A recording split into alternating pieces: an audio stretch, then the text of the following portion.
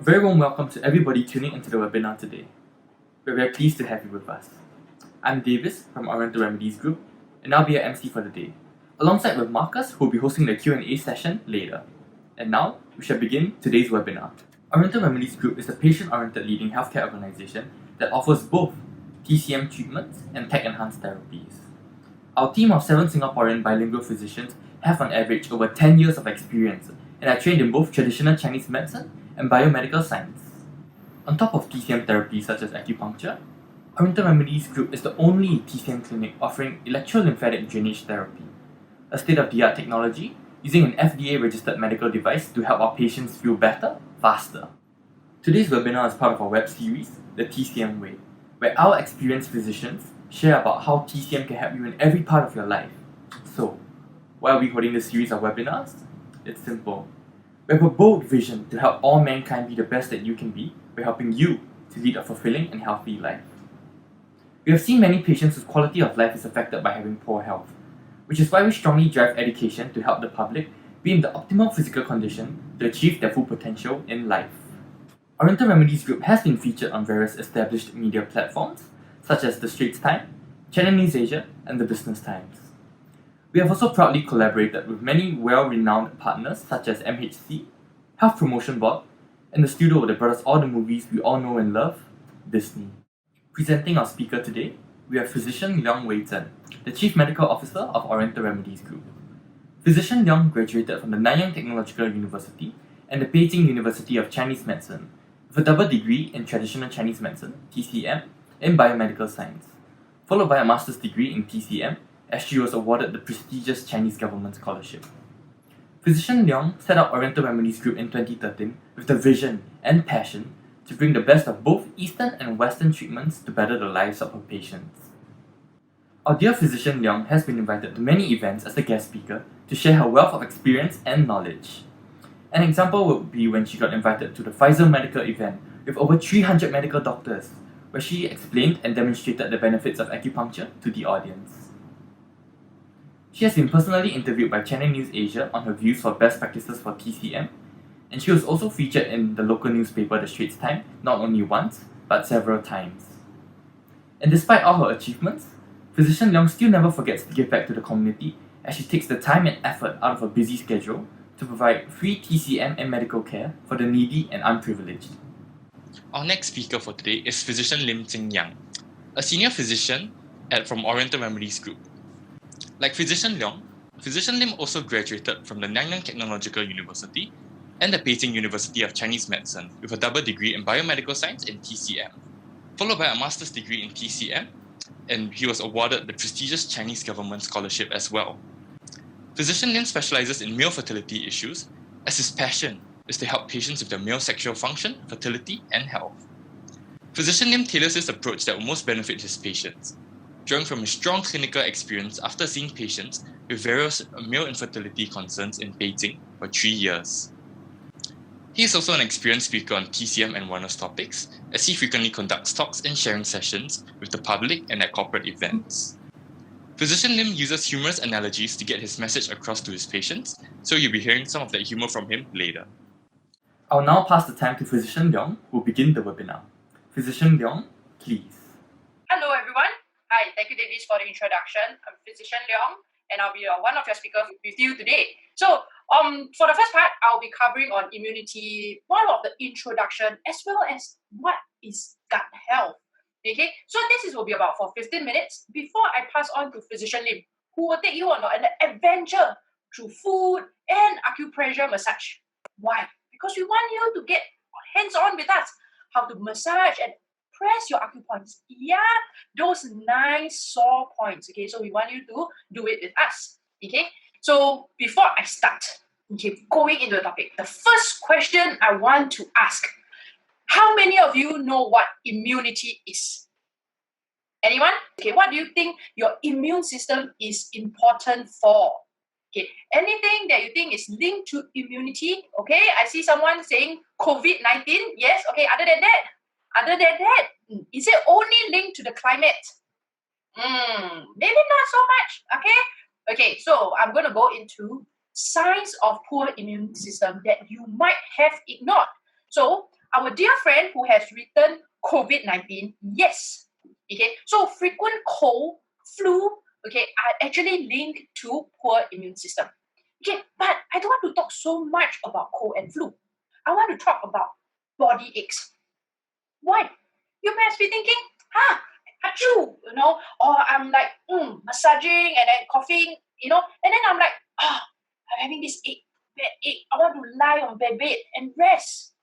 Okay. Do you know that actually cancer patients suffer from prolonged body aches for a long period of time before they were diagnosed? Maybe let me share with you a patient of mine. So this patient retired in 2018. So 2019, she came and found us. She was like, I have a really sore shoulder. I can't really lift my hands up. Yeah. So we're like, okay, why don't I do acupuncture for you? Okay, and give you some medical herbal medicine as well. And she's like, I don't want herbal medicine, it's too bitter. So I was like, okay, why don't we just do electrolymphatic therapy for you, ELT. So we did acupuncture, okay, and then we did ELT for her. So ELT helps to improve the drainage of the lymphatic system. So if your lymphatic system is nice and smooth, then generally it means that your immune system will be healthy as well. But for her lymphatic drainage is not just congested solely on the shoulder. Her whole right side of the body, the whole right side of the body was very, very congested. So something that is smooth flowing, it will go like this. Something that's congested, it will be like, I can't move. Yes. Okay. So we told her, hey, you need to come in more often. You need to get this sorted out because your lymphatic system should not be so congested. She was like, okay, I'll think about it. And then she go off for that time was early Jan. So it was near Chinese New Year. So Chinese New Year, she went holiday as well. But when she came back, okay, she actually found bleeding in her nipples again. Yes. The first time it occurred was 2018 November, December period. So when the nipple bled again, she was like, hey, this is serious. I need to go and check it out. So when she finally saw the oncologist told her that she has stage 2 breast cancer. And the oncologist actually told her, your shoulder ache might not be a musculoskeletal issue. That means it's not due to the muscles. Okay, it could have been due to your cancer. Okay, so this is why if you have prolonged body aches, unexplainable body aches, please do check it out earlier. Okay, the next one is when we have digestive issues. If you have frequent diarrhea, bloatedness, or even constipation, it could be a sign that your immune system has been compromised. Yes, they may seem very different. We have diarrhea and then bloatedness or even constipation, which is very different. Okay, so this is something that your immune system is unable to mitigate. Okay, I'm going to ballpark it here because I'm going to talk to you more about gut health in a bit. Next up, we have chronic skin conditions. Hives, eczemas. Sometimes we see it on our elbows, sometimes we see it in the back of our legs or our knees. Okay, what about those who have it widespread across the body? Okay, you may have seen them, you may know someone with them, or even you may know of the term topical steroid withdrawal. Okay, could it be due to allergies like dust, pollen, or even environmental factors? All this is a sign that your immune system is unable to cope and therefore causes slow healing of the wounds. Okay, all this frequent flaring up actually causes more inflammation within the body and it becomes a vicious cycle. Okay, so if you do have chronic skin conditions, this is something for you to take note of. What about chronic fatigue? You must be thinking, this is not very common. Maybe let me put it into perspective for you. When was the last time you fall sick? It mustn't have felt good, right? Because you'll be like, I want to rest, I want to sleep, or I'm like sneezing and coughing. Yeah. So why is it that your body just wants to rest? It's because your body is conserving its energy to fight off the infection. Okay? So if you are feeling constantly lethargic, that means you don't have the energy or excess energy to do things that you might want. Okay, if your loved ones ask you to go, hey, come on, let's go exercise, since we end work early. And you're like, just want to rest. That is a sign that you're feeling lethargic. And your body might be conserving its energy to fight off some infection or some inflammation within the system. Okay. Lastly, heightened sugar levels. The thing is that excess sugar consumption is of a concern. Let me guess. Let me not I guess. I mean, I know the answer. Okay, but how about you guys guess? Okay, so the point of contention was actually bubble tea, one of them. Okay, so bubble tea. How many teaspoons of sugar is there in a cup of bubble tea? An average cup of bubble tea. All grain milk tea, it can be brown sugar milk tea. Yeah, how many teaspoons of sugar is there? Can I have some answers? Come on, just throw some answers out. Okay, someone said 15. No, not 15. Could be a little bit. Anyone? 30? Okay, 30 is too much. 30 is too much. Okay, I see 20. Yes. Okay, so 20 teaspoons of sugar. That is an average cup of bubble tea it has. What about on an average daily basis? Okay, how much sugar should we take? How much sugar? What's the maximum amount of sugar we should consume in a day? 10. Now, just now was up. Now it's down. 10, 8. No. Yes. 6. You should take a maximum. Okay, I said maximum of 6 teaspoons of sugar a day.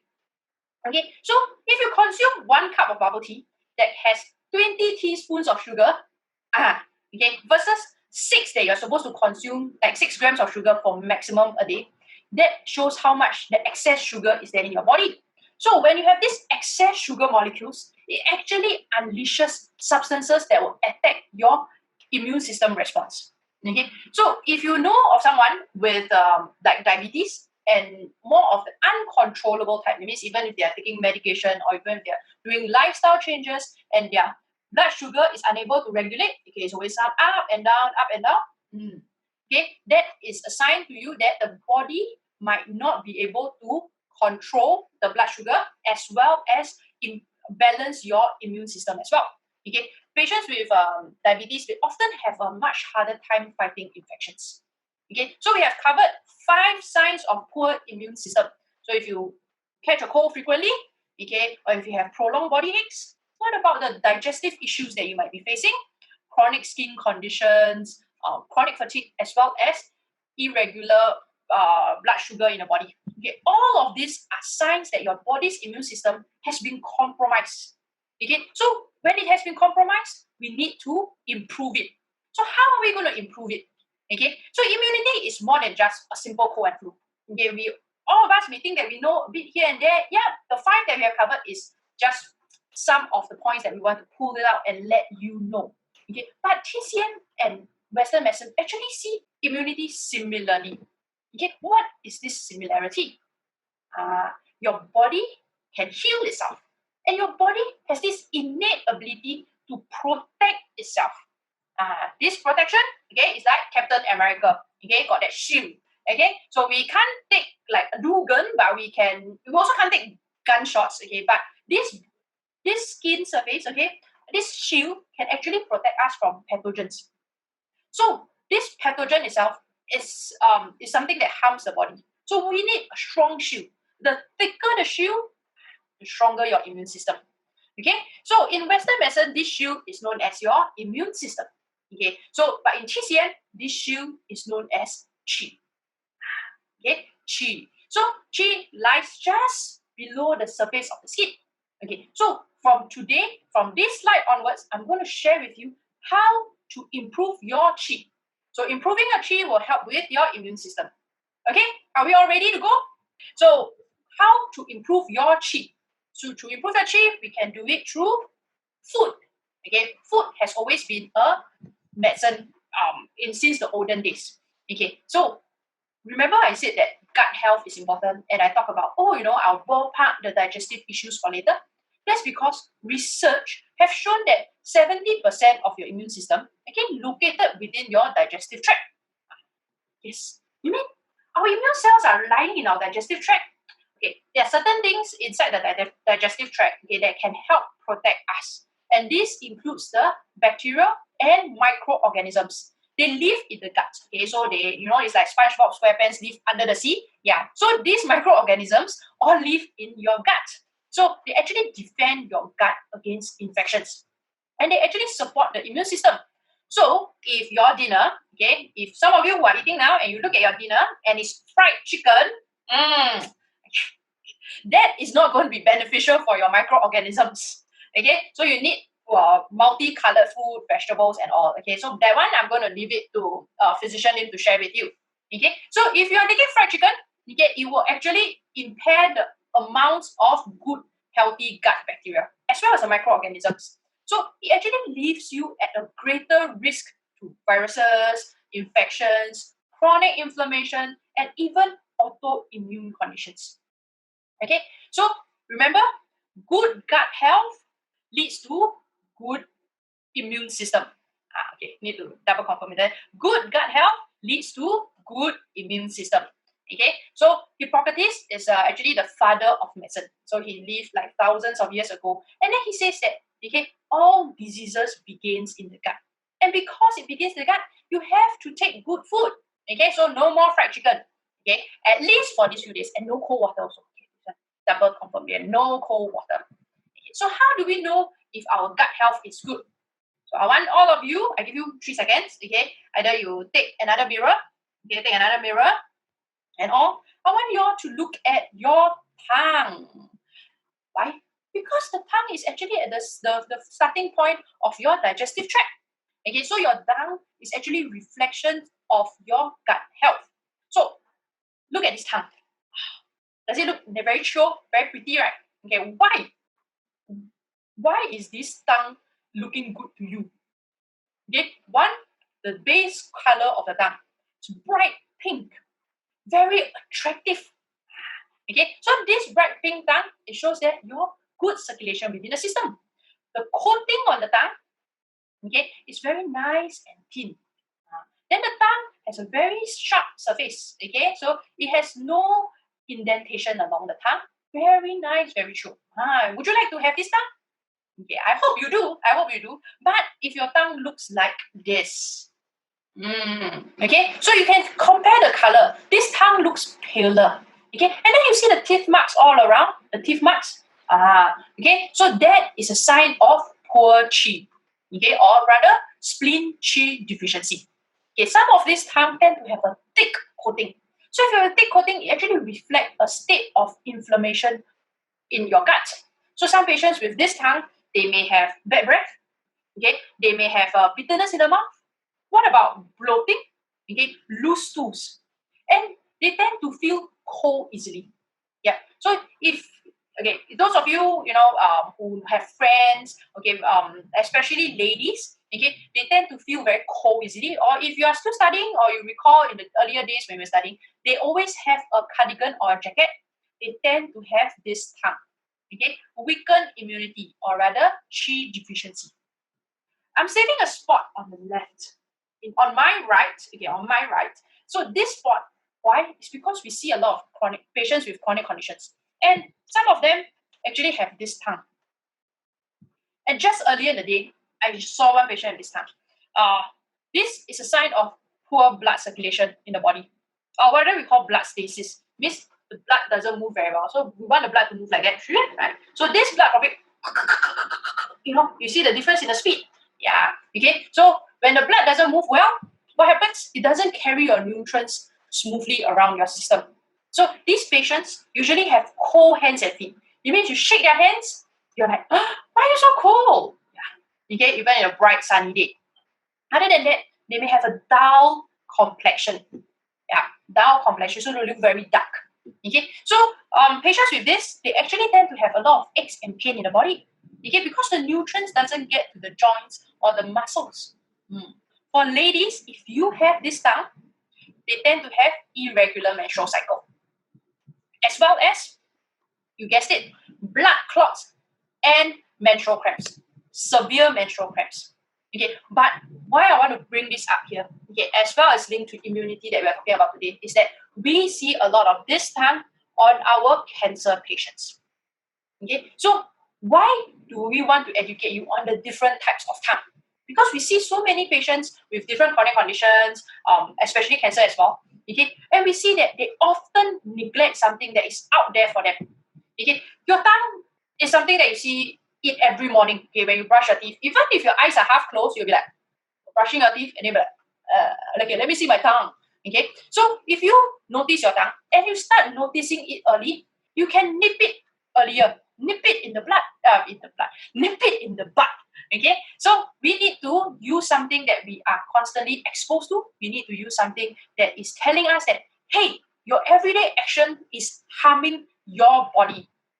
Okay, I don't want to scare you. I don't want to scare you too much. Okay, I don't want to scare you in a little bit, but I don't want to scare you too much. Okay, so I'm going to pass it on to Physician Lim, okay, who will share with you how to improve your overall immunity the TCM way. Okay, Physician Lim, please. Okay. Thank you, Physician Leong, for the interesting information on immunity and how we can actually self-assess our own immunity by using our tongue. Remember what she said just now on good gut health will help you with your immunity. Good gut health leads to good immunity, because I'll be talking about that in the very next slide. How do we actually improve our gut health? Okay, first, let's start off with food, okay, because everybody loves food. So the TCM theory of 5 elements talks about the 5 different organs. And of these 5 different TCM organs, the spleen is in charge of digesting our food and the digestive system. So in the TCM theory, the color yellow is actually linked to the spleen. So TCM believes that food that are yellow in color can actually help to nourish and build up the spleen. So what have we got here today? We have pumpkin and sweet potato. Now, we're going to quiz the audience. What's the commonality, what's the common trait that pumpkin and sweet potato has? Okay, someone says orange. Anything else? What's the link of these two food together with our gut? Anyone? Okay, actually, the answer is staring right at you in the face. Dietary fiber. Can you see? On the right-hand side, there's a man eating an apple, and the apple is being passed through the gut. So pumpkin and sweet potato, both of these two foods are actually very high in nutrition. Vitamins like vitamin A and a lot of other substances that can help to improve your health and also fight cancer. But the most important thing about these two foods are that it contains a high amount of dietary fiber. Why do we need dietary fiber in our diet? One thing about dietary fiber is that it actually helps to feed the gut bacteria in our digestive system. So if you have healthy gut bacteria, you have a healthy digestive system. More than that, dietary fiber acts as roughage, so that when our gut, engages in peristalsis, which is the rhythmic pushing, you can actually push all this dietary fiber through the gut, thereby clearing the insides of our intestines, making sure it's all nice and clean. We don't want any of the feces being stuck inside. All right. Remember what Physician Leong said earlier? 70% of our immune cells are actually in the gut, so we want it nice and clean. All right. Okay, that's all for food. So next slide, we will talk about how TCM herbs can be incorporated into your diet. Today, we have prepared some Huang Qi. So this is Huang Qi. All right, can you see, everybody? So Huang Qi is usually cut into rectangular shapes in the medical hall. And next, we have Dang Gui. Dang Gui, also known as Chinese Angelica, colloquially known as female ginseng. Dang Gui is called female ginseng because it is used for a lot of female menstrual fertility issues. And Huang Qi is actually used to tonify qi. So TCM, remember what Physician Leong said about qi? She mentioned a lot about qi being our immune system, right? So I'm going to share with you more about blood. So qi and blood are kind of like driver and car. In TCM, we say that qi is the driver of the car, and blood is the vehicle of the driver. So qi and blood are always coming hand in hand. If you strengthen qi, blood will also be nourished. If you nourish blood, qi will similarly be strengthened. So qi and blood must always be thought of together. So together, Huang Qi and Dang Gui will be able to strengthen your immunity, just like how it strengthens qi and blood. So your body, remember what Physician Leong said about the shield. You're not Captain America, but you have this shield. to protect yourself from all the external pathogens, viruses, COVID-19, whatever. Okay?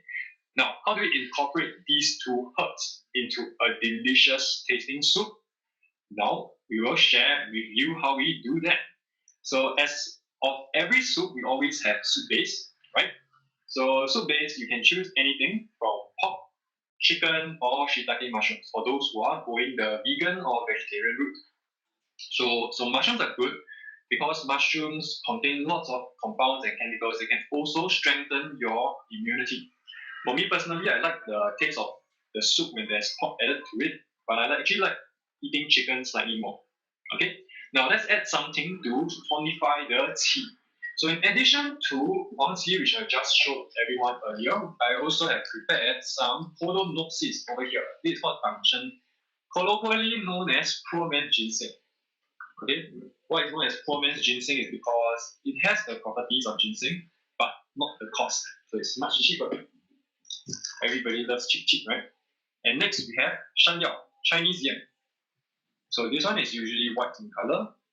It can be up to this long. Okay, you see about this long, maybe about 30 cm long, and it's usually added into the soup to provide a more bland balance to the taste of the soup, because in TCM we don't want soup to be too strong tasting, or it can be a bit hard to digest.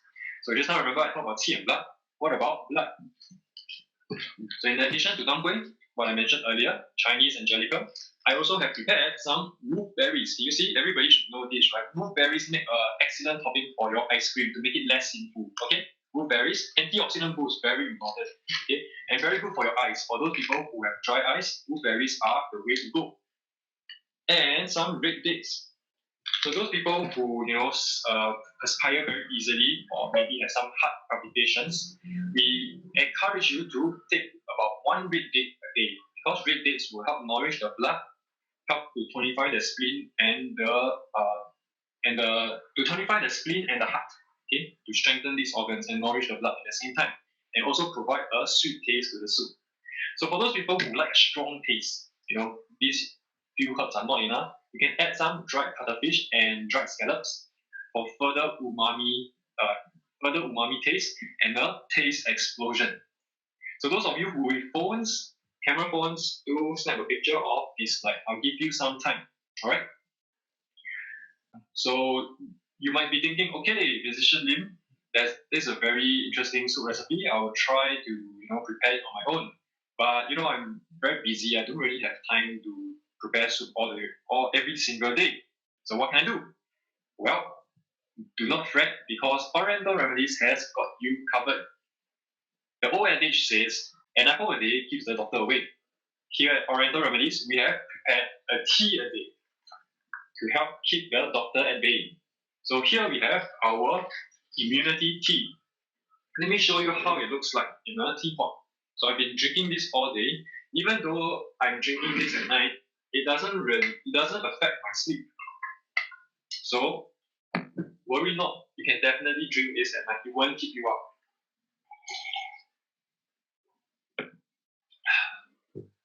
So like what I said, the immunity tea also contains Huang Qi, astragalus, the herb that is good for boosting your qi. Not only that, it also contains banangan. This herb is prized for its broad-based antiviral properties. Not only that, it also tastes very sweet and will help to make the tea taste awesome.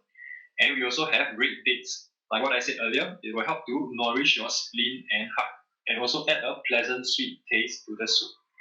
So taste it to feel the difference. I hope everybody can have a taste of this wonderful immunity tea.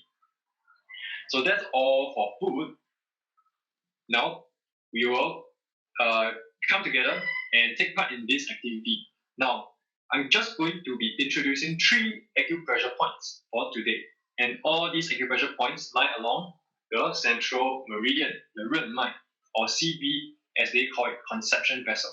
So everybody who's at home or in a convenient location, please stand up and review your abdomen. You don't have to review your abdomen in front of me, because I won't see it anyway. But you can stand up and you can find these 3 acupoints together. Alright, so make yourself comfortable. Join me in finding these 3 acupoints.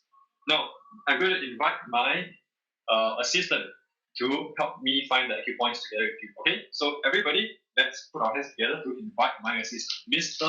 Oliver. Okay, this is Mr. Oliver. So let's find the first acupoint, CV12. Okay, CV12.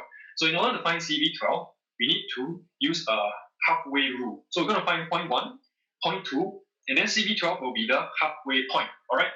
Okay. Left index finger, put it on your sternum. The sternum is the chest bone. So slide it down from your chest slowly until you feel the soft spot. It should be somewhere here. All right, soft spot somewhere here. Now, use your right index finger and put it on your belly button. Okay, belly button. You know where's your belly button? It's the place where your mom gives you your first meal when you're still in the belly. Okay, the belly button. Have you found that? Everybody can find belly button? Those who cannot find belly button, please come and see me. Okay, so left index finger on the soft part just below the sternum. Right index finger on the belly button. Now, draw an imaginary line. Okay, imaginary line in between. Find the midpoint between these 2 points. Okay, and that is 中脘. All right. Okay, so use your middle finger, whichever finger you like, press it in and rotate it clockwise and anti-clockwise. Okay, for all these 3 acupoints, using your finger, you can massage up to 5 minutes at your own time. Okay. Okay, so that's CV12. Let's find the other 2 acupoints. Same thing. For other 2 acupoints, you're going to use the midpoint rule as well. Okay, the halfway point. So in TCM, we have this saying: 4 fingers clasped together is 3 inches. Okay, 3 inches. So again, your belly button. Now I'm going to use Mr. Oliver's 3 inches. Okay, he's going to clasp his 4 fingers together and put it directly below his belly button. And directly below his belly button is CV4, 1 yuan. Okay. Now, leaving your left index finger on the belly button and your right index finger on 1 yuan, look for the halfway point in between. Right in between these 2 points, and congratulations, you have found Qihai, CV6. Okay, so again, press your finger in, massage clockwise and anti-clockwise at your own time for up to 5 minutes. Okay, I won't count to 5 minutes, but I will show you this. Can you see Mr. Oliver actually has lots of meridians running across his abdomen and lots of other acupoints as well. So at home, when you have finished massaging these 3 acupoints, you can actually do this. Clasp your hands together, and we're going to stand up so that you can see. Massage your entire abdomen, rolling across the 3 points that I just mentioned. So for those of you who have constipation, difficulty passing motion, you can actually do it clockwise from your point of view. And if you have diarrhea, loose stools, you can do it anti-clockwise. So palmar massage across your abdomen, you can do it twice a day and up to 10 to 15 minutes each time. However, if you are pregnant or you think you might be pregnant, please do not do this massage. I repeat, pregnant women do not do this massage. All right? Okay, let's go back to the slide. And for those with handphone, you all can take a picture of the next slide, which shows you the distance and how we can actually find it. Okay, those with camera phone, please take a picture of this slide.